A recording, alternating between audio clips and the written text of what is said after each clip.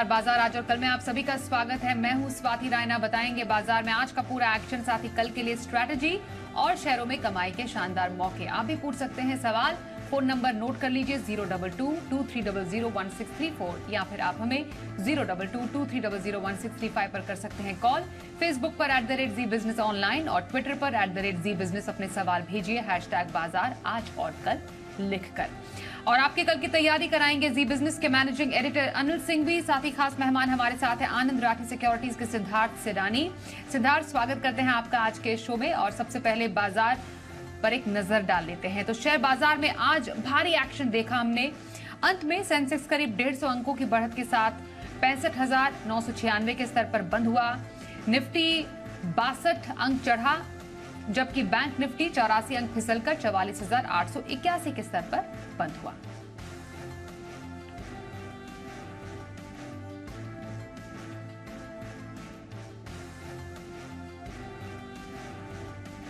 और आइए अब एडिटर्स टेक में अनिल जी से समझते हैं कि बाजार में आए स्मार्ट रिकवरी के क्या मायने हैं।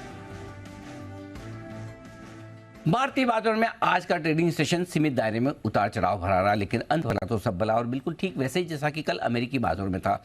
कमजोरी के साथ शुरुआत होने के बाद निचले स्तरों से रिकवर होकर डाउ 150 पॉइंट के नुकसान होने के बावजूद दिन की ऊंचाइयों पर बंद हुआ। भारतीय बाजार भी खुले मजबूत, लेकिन खुलते नीचे आते हुए दिखे। नीचे आने के बाद स्मार्ट रिकवरी निचले स्तरों से आती हुई भी दिखी। एक बार 19,465 के आसपास पहुंचे हम निफ्टी पर, और उसके बाद वहां से जो रिकवरी शुरू हुई दिन की ऊंचाई पर 19,635 के आसपास अच्छी मजबूती के साथ बंद होने में कामयाब रहे।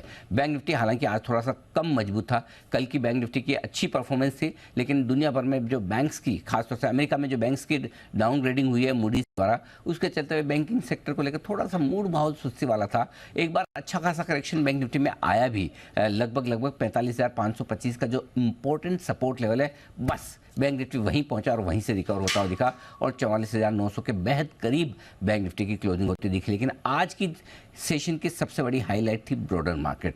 मिड कैप और स्मॉल कैप शेयरों में शानदार एक्शन। एक बार फिर से मिड कैप इंडेक्स ने नया लाइफ टाइम हाई बनाया, यानी कि कहीं कोई मंदी का मूड माहौल है नहीं। ब्रॉडर मार्केट में खरीदारी अभी भी होती दिख रही है। नतीजों के लिहाज से सेक्टर और स्टॉक स्पेसिफिक एक्शन तो है ही, लेकिन ग्लोबल मार्केट्स का हल्का फुल्का सपोर्ट जो मिलने लगा दिन के दौरान, खासतौर से यूरोप मजबूत था, डाउ फ्यूचर्स मजबूत थे। एफआईज की तरफ से कल के सेशन के कोई खास बड़ी बिकवाली के आंकड़े आए नहीं, और ग्लोबल मार्केट्स की रिकवरी का संकेत जो आता दिखा, इन सब ने मिलकर भारतीय बाजारों में जोश भरा और आज दिन की ऊंचाइयों पर बंद होने में निफ्टी कामयाब रहा। और आइए अब रुक करते हैं हमारे आज के एक्सपर्ट आनंद राठी सिक्योरिटीज के सिद्धार्थ सिडानी का। सिद्धार्थ, मॉनेटरी पॉलिसी से पहले बाजार में स्मार्ट रिकवरी का माहौल क्या समझें? Good evening Swati. डेफिनेटली एक रिकवरी तो अच्छी दिखी है, बट मैं मानता हूं कि रिकवरी ज्यादातर आप अगर देखें या मूवमेंट अगर आप ज्यादातर देखें तो मिड कैप और स्मॉल कैप में ज्यादा दिख रही है। अभी भी मेरा व्यू बरकरार है कि मैं मानता हूं कि हेडलाइन इंडेक्स एक रेंज बाउंड या साइडवेज मूवमेंट में रहेगा। बहुत बड़े फायरवर्क्स आप एक्सपेक्ट नहीं कर सकते। यहाँ पे कहीं सुस्त सा माहौल रहेगा। मिड कैप और स्मॉल कैप स्टॉक स्पेसिफिक रह सकता है, जहां पे जैसे ही खबरें या नतीजे, वहां पे एक हिट जरूर हम देख सकते हैं। ओवरऑल पर्सपेक्टिव से मार्केट में अक्यूमुलेशन का फेज है। सही स्टॉक को मौका देखते ही आस्ते आस्ते आप अक्यूमुलेट करें, यही मार्केट का रुख बता रहा है। ओवरऑल पर्सपेक्टिव से मार्केट पॉजिटिव है, बट रेंज बाउंड रहेगा। बिल्कुल। सिद्धार्थ, किसी को पोजिशनल व्यू रखना हो ऐसे बाजार में तो कहां पर आपका खरीदारी का ख्याल रहेगा? बिल्कुल स्वाति, पोजिशनल तौर पे अगर आपको कोई स्टॉक खरीदना हो तो बीपीसीएल आपको खरीदना चाहिए। अभी का क्लोज रहेगा 362 का, स्टॉप लॉस आपको रखना है 350 का और टारगेट आपको रखना है 384 का। अब डोमिनेंट प्लेयर है ऑयल एंड गैस स्पेस का। मार्केटिंग ओएमसी तो है ही, ऑयल मार्केटिंग कंपनी, साथ ही साथ रिफाइनिंग में भी है और 19,000 रिटेल आउटलेट है। रिकवरी डोमेस्टिक डिमांड में दिख रही है, मार्जिन्स बेहतर होते दिख रहे हैं और कच्चा तेल जो लोअर कमजोर दामों में है, इसका फायदा जरूर मार्जिन में दिखेगा। FY24 में केपेक्स करने की योजना है 10,000 करोड़ का और जीआरएम्स आप एक्सपेक्ट कर सकते हैं ये साल में $8 प्रति बैरल और आने वाले साल में 6.9 बैरल प्रति बैरल। तो ये है बीपीसीएल, जिसका टारगेट आपको रखना है 384 का। बिल्कुल, तो बीपीसीएल में पोजिशनल खरीदारी करने की सलाह आ रही है सिद्धार्थ सिडानी की तरफ। सिद्धार्थ, लॉन्ग टर्म का नजरिया कहां पर रखा जाए? देखिए स्वाति, लॉन्ग टर्म के नजरिए से मुझे एक स्टॉक बहुत अच्छा लगता है, वो है पीवीआर आइनॉक्स। जी हाँ, एग्जीबिशन स्पेस की कंपनी, मल्टीप्लेक्स की कंपनी पीवीआर, इस पे खरीदारी की राय। टारगेट आप रखें 2050 का। जी हाँ, एकदम सही समझ रहे हैं। नई फिल्में आ रही है इस 11 तारीख को, गदर 2, ओ माय गॉड, ओएमजी, ये सारी फिल्में रिलीज हो रही है, जिसके कारण एक अच्छा ट्रैक्शन दिख सकता है। करीबन 1700 स्क्रीन्स है 360 सिटीज में, और स्ट्रॉन्ग एडवांस बुकिंग दिख रही है गदर 2 की। पहले तिमाही के आय के नतीजे, आय 33%, एवरेज टिकट प्राइस 3% से बढ़ के दिखी। एफएनबी, फूड एंड बेवरेजेस सेगमेंट जो है, इनका 10% से बढ़ते हुए दिखा, और 46 स्क्रीन्स ऐड करने की योजना है ये साल में, और बाकी सब स्क्रीन्स मेंटेन रख के एडिशनल और भी स्क्रीन्स ऐड होगी, और ऑक्यूपेंसी रेट और बेहतर होने की बात है। ओवरऑल पर्सपेक्टिव से मुझे लगता है कि बिग बैंग फिल्में जो लॉन्च हो रही है, इससे अच्छा बिजनेस हो सकता है पीवीआर आइनॉक्स का। गदर 2, ओएमजी, और एक तमिल की भी बहुत फेमस फिल्म है जो आ रही है। तो पीवीआर आइनॉक्स टारगेट आप रखें 2050 का। बिल्कुल, तो लॉन्ग टर्म के लिए पीवीआर आइनॉक्स में खरीदारी की सलाह आ रही है सिद्धार्थ सिडानी की। पहले कॉलर से बात करते हैं, नासिक से इंद्रनील चटर्जी। नमस्कार, बताइए कौन सा स्टॉक आपके पास है? बॉम्बे स्टॉक एक्सचेंज 300 शेयर है at the rate of 480। Okay, और कब तक का व्यू है आपका? मैं और एक साल रुक सकता मैडम। ओके, एक और साल रुकने का इरादा बॉम्बे स्टॉक एक्सचेंज पर, जिसमें इनको है मुनाफा जबरदस्त, काफी अच्छे टाइम पर एंट्री इनकी। सिद्धार्थ, बताइए क्या रहे अब स्ट्रैटेजी? देखिए इंद्रनील जी, आपने काफी अच्छे दाम पे खरीदा है Bombay stock exchange, BSc.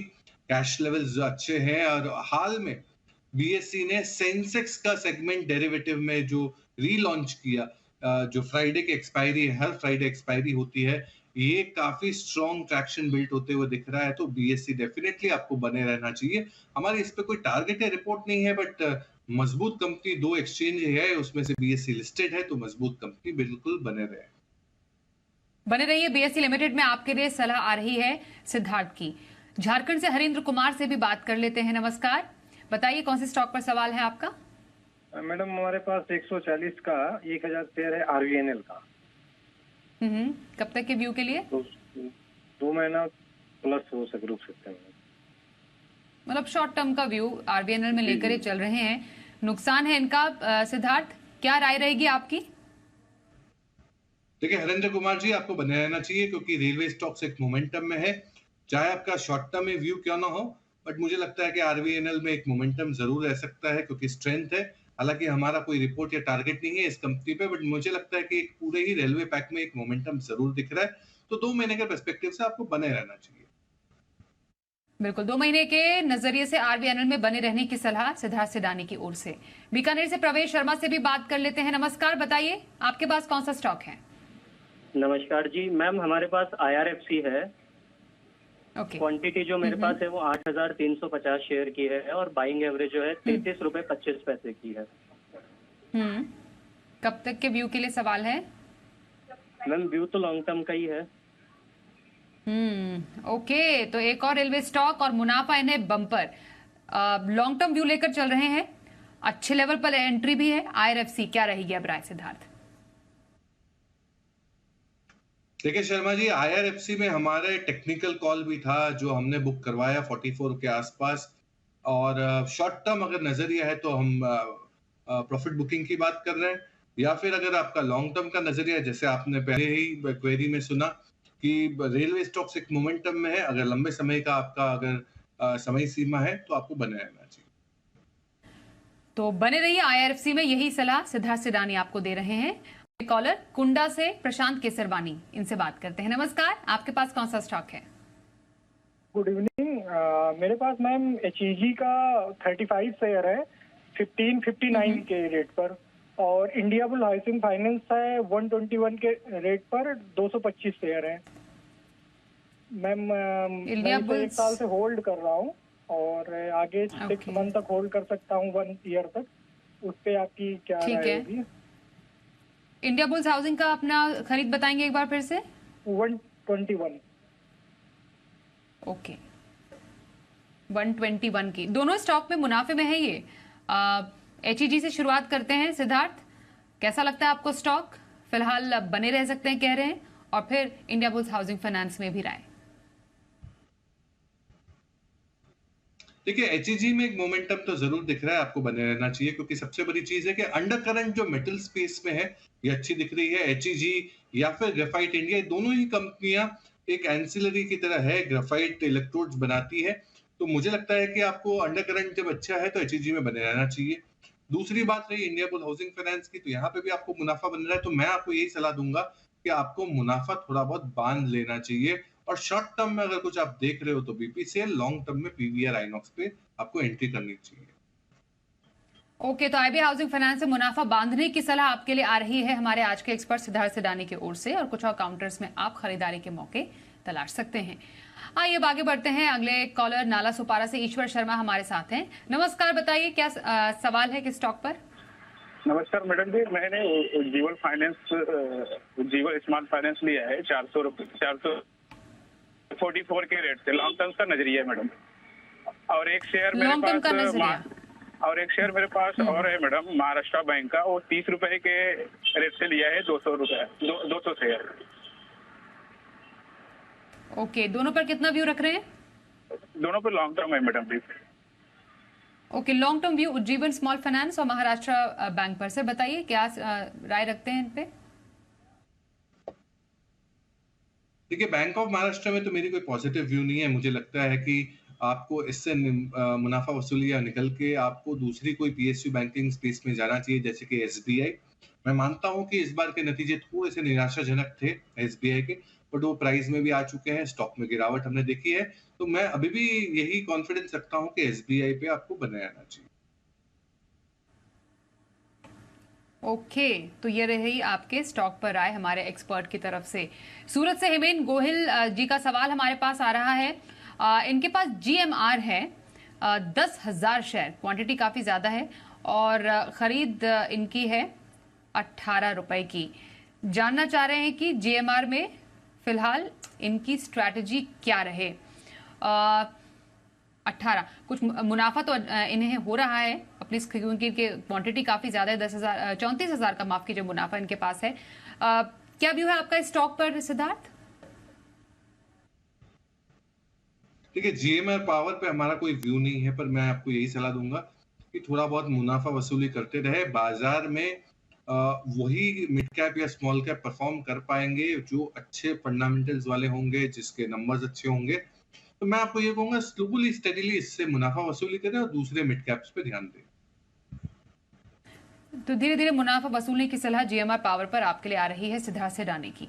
Rajasthan से सुशील जी से बात कर लेते हैं। नमस्कार, बताइए कौन सा स्टॉक आपके पास है? पहले तो मैं सिद्धार्थ जी का बहुत बड़ा फैन हूँ, उनकी रोज शिप भी देखता हूँ, हर बिजनेस देखो। और आज मेरा सवाल है, कैस्ट्रॉल है मेरे पास, 1000 शेयर है मेरे पास 150 की रेट पे, और मेरे पास आज ही लिया मैंने वी-गार्ड लिया है 332 के भाव पे 200 शेयर, और मेरे पास ग्लैंड फार्मा का है 2000 पर 100 share. Okay, Castrol, Gland Pharma, दूसरा शेयर कौन सा बोले थे? वी-गार्ड। ओके, ठीक है। Okay, over to you Siddharth ji, without any delay क्या राय रहेगी? देखिए, पहला स्टॉक जो है ग्लैंड फार्मा, इस पे आप स्लोली स्टडीली आप निकलने की कोशिश करें। दूसरा स्टॉक होगा वी-गार्ड, इस पे बने रह सकते हैं क्योंकि ओवरऑल पर्सपेक्टिव से ठीक ठाक है, पर इससे बेहतर विकल्प आपके पास है आज बाजार में, और वो है पॉलीकैप। अगर आप स्विच कर सकते हैं तो वी-गार्ड से पॉलीकैप पे स्विच कर जाए। और तीसरी कंपनी कौन सी होगी स्वाति? Castrol sir. कैस्ट्रॉल बिल्कुल बने रहना चाहिए। मैं मानता हूं कि ऑयल एंड गैस स्पेस में कैस्ट्रॉल अच्छा परफॉर्म कर सकता है, MNC कंपनी है, तो कैस्ट्रॉल पे बने रहने की योजना है। बट इसी स्पेस में अगर आपको थोड़ा और एडिशन करना हो तो BPCL भी आप ऐड कर सकते हैं, तो यही मेरी राय है। चलिए, ये आपके सभी स्टॉक्स पर सिद्धार्थ सिडानी की राय। कॉलर हमारे साथ हैं जम्मू से सत्यम भट्ट। नमस्कार, बताइए कौन सा स्टॉक आपके पास है? Whirlpool @ 2250। वर्लपूल है 2250। कितने शेयर है आपके पास? 100। अच्छा, और कब तक के लिए होल्ड करना चाहेंगे? 1 to 2 years। 1 से 2 साल का नजरिया वर्लपूल पर। काफी ऊंची खरीद है सिद्धार्थ इनकी वर्लपूल पर, नुकसान भी काफी झेल रहे हैं। अभी लॉन्ग टर्म के नजरिए के लिए क्या राय रहेगी आपकी? देखिए भट्ट साहब, आपको बने रहना चाहिए। वर्लपूल एक बहुत ही अच्छी फंडामेंटल बेस्ड कंपनी है। बेसिकली सारे ही मोस्ट ऑफ द अप्लायंसेस में आज पाई जाती है, चाहे वो एयर कंडीशनर की बात करें या वॉशिंग मशीन की बात करें। तो मैं मानता हूं कि ये कंपनी अच्छा परफॉर्म कर सकती है आने वाले समय में। आपको बने रहना चाहिए। अच्छी कंपनी है, फंडामेंटली अच्छी कंपनी है। अगर 1 से 2 साल का नजरिया हो तो हो सकता है कि आपके जो खरीद के दाम है वो जरूर आ जाए। तो बिल्कुल बने रहना चाहिए। वर्लपूल में बने रहने की सलाह सिद्धार्थ सिडानी की। कल का सेशन भारतीय बाजारों के लिए बेहद अहमियत वाला होगा 2 वजह से। पहला तो एक देखते हैं ग्लोबल मार्केट्स में किस तरह का संकेत आता है। 70-75 पॉइंट ऊपर डाउ फ्यूचर्स ट्रेड करते हुए दिख रहे थे हमारे बाजारों के बंद होने के वक्त, यानी कि कल के उतार चढ़ाव वाले सेशन के बाद अमेरिका में एक रिकवरी वाला मामला आज बन सकता है। वो संकेत पहला अहम होगा। दूसरा संकेत होगा कि आज के सेशन में क्या एफआईज की तरफ से खरीदारी का नंबर देखने को मिलेगा, चाहे कैश में ना भी हो, लेकिन वायदा कारोबार में अगर अच्छी शॉर्ट कवरिंग और खरीदारी के आंकड़े आ जाए तो कहने ही क्या, वो सपोर्ट और मूड सुधारने का काम करेंगे। तीसरा बड़ा संकेत कल के लिए जो होगा वो 10 बजे आने वाली आरबीआई की मॉनेटरी पॉलिसी। इसमें आरबीआई फैसला लेगा ब्याज दरों पर। बढ़नी तो है नहीं, न घटनी है, तो ऐसा लगेगा कि ब्याज दरों में कोई बदलाव होगा नहीं। लेकिन गवर्नर साहब की कमेंट्री काफ़ी स्ट्रॉन्ग और मजबूत हुई तो मज़ा आ जाएगा।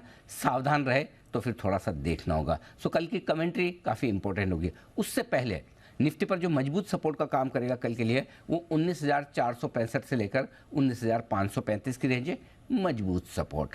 ऊपर की तरफ 19,700-775 रुकावट की जगह। बैंक निफ्टी का जहाँ तक सवाल है 19,525 19,625 ये सपोर्ट का काम करेगा। 45,000 माफ़ कीजिएगा, बैंक निफ्टी पर 44,525 44,625 मजबूत सपोर्ट का काम करेगा और बैंक निफ्टी पर हायर साइड पर 45,100 से 45,300 की रेंज है। वैसे तो बैंक निफ्टी लीडरशिप ले नहीं पा रहा है, लेकिन कल का सेशन निफ्टी के बजाय बैंक निफ्टी के लिए पॉलिसी की लिहाज से ज़्यादा बड़ा और ज़्यादा अहमियत वाला होगा ही। आइए अब देखते हैं कल का ऑप्शन।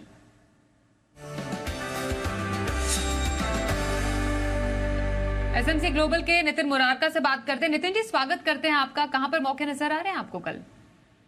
ये कल वीकली एक्सपायरी है और आरबीआई की पॉलिसी भी है, तो वोलेटिलिटी रहेगी।